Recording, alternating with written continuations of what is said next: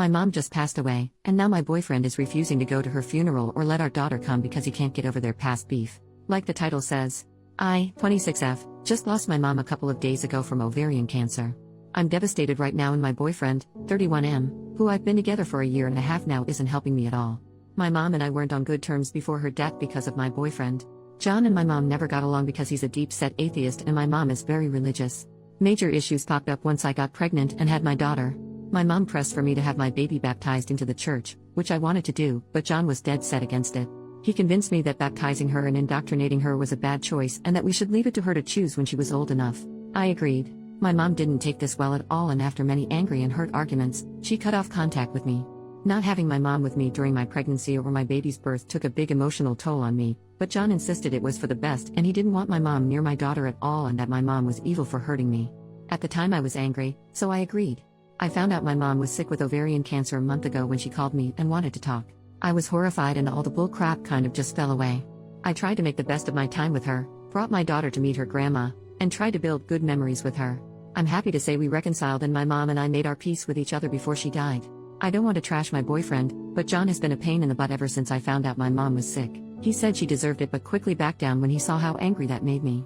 He refused to go with me to visit or help care for my mom. He didn't even really want to listen to me talk about how happy I was to reconnect with my mom. All he did was remind me that my mom hurt me and I should have no contact with her and she didn't deserve for me to speak to her. I told him that my mom isn't perfect, but my mom also raised me by herself and that she was my rock for many years and he should respect that. He said nothing outside telling me there was no value in talking to her. Now we're planning the funeral. I asked John to go with me, and he refused instantly. He said he hated my mom, that she was a cunt to our family, and that he wasn't going to church ever and it was rude and insensitive of me to ask. When I said I was taking my daughter, he had the nerve to actually tell me that I was not under any circumstances taking her. I have been through an emotional roller coaster this past week. I lost my mom after we finally made up. My boyfriend has been stupidly unsupportive, and now he's refusing to let me take my child to her grandmother's funeral and refusing to come to at least support me. My daughter is the one thing that brings me comfort and I want her with me. Is that so unreasonable? It seems like the more I push the more he digs his heels in and I just can't take it anymore. I don't know what to do. His attitude towards this entire thing is breaking my heart on top of my mom's death. Relevant comments.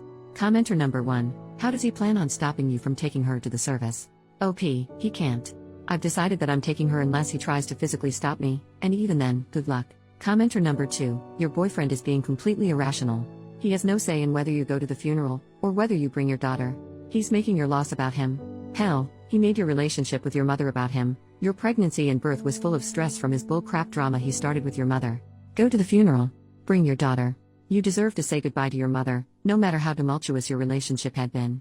I'm sorry for your loss. OP, I don't know if it's because I'm so upset, but I'm starting to see that too. It's always been about him. He's never accepted my wants and instead insisted on a compromise that favored him. I've had enough.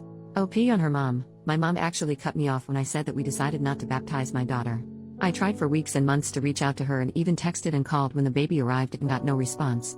I really wish I had tried harder, like gone to the house and knocked or even just tried to run into her and talk to her. I was really hurt by what my mom did and I let John talk me into thinking that my mom really was this mean, vindictive person for cutting me out of her life. Trust me when I say I regret it with all my heart now. Update, 5 days later.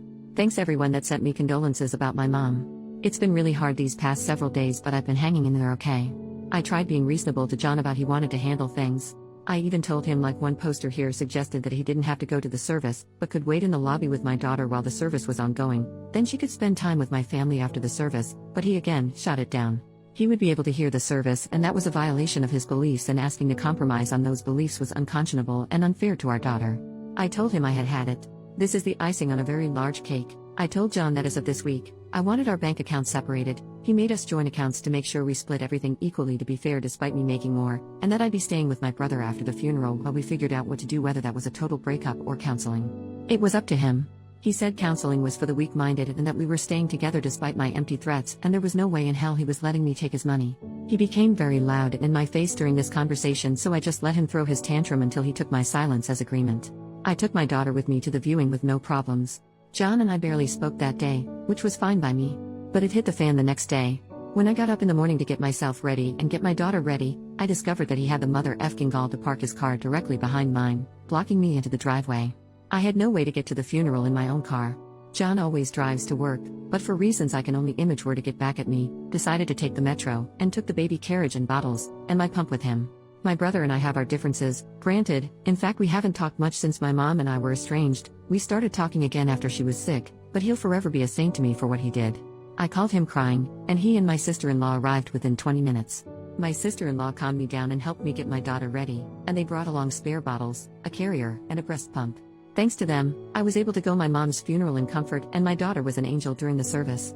They calmed me down and everything went perfectly, and even though I was a mess most of the day, having my daughter with me, and my sister-in-law and even my brother with me to lean on gave me peace on the inside. I've made up my mind not to tolerate John's insane and controlling behavior anymore. He had a litany of excuses for doing what he did. He even tried to claim his car had problems, and I don't want to hear any of them. I never wanted to be a single mom. I always wanted to raise my baby within a family. But I've decided that going alone is so much better than doing it with this man, who thought nothing of trying to kick me while I was down. My brother's arranged for me to talk to a friend of his that specializes in family law this week, and we're taking it from there. I still feel so guilty for what happened with my mom. I miss her so much. I hope from here on out I can make her proud of me, despite my mistakes. Relevant comments. Commenter number 1. I'm so sorry you are going through this right now, and I'm so glad you have the support of a family behind you. Your daughter is far better off without someone like this as a role model for what she should look for in life, and I'm glad you're getting out of this situation. I would call the bank and see what you can do about the joint account before he tries something like cleaning it out and putting it somewhere else as well. OP, I still have my personal account, so I called the bank and set up a meeting for tomorrow. I'm documenting that I've told John not to touch any of the money in the account until everything is worked out. I agree. He's so toxic. John has good points and I do love him, but I can't forgive the way he went out of his way to spite me during this whole thing. That's not love at all. And to another commenter, I'm definitely withdrawing the amount of my last check from the account first thing tomorrow. Commenter number 2, I just read your first post in this post. First off, I'm sorry for the loss of your mother. Secondly, I'm glad you are rid of that man. He's as toxic as they come. And thirdly, I'm glad you have a supporting family who came through for you. Anyways, your ex sounds downright horrible. In your first post you said he called your mother a cunt and said she deserved it. I would have left him then and there. No one talks like that about family, not even if you have differences with said family, especially if they have passed away. Any amazing qualities he had were all a charade and he showed you his true self. I'm proud of the fact that you realize that even though your daughter may not know her father, she is going to be better off. Take care of yourself and your daughter, OP. OP, I was so shocked when he said it I didn't know how to react. It literally didn't hit me until about the time I'd made up my mind to post here. He liked to act like my mom was abusive to him because of her religion, but his main grief with her was that she asked him to leave Grace once, and he reacted badly. Commenter number 3, had he ever had any violent action, punching a wall, etc.? I think everyone here is underestimating the risk that this man can have violent reactions in the future. OP, not wall punching, but he'd slam things like the cabinets or the dishwasher or doors, or he'd rattle a chair or something. Nothing crazy violent, just weird.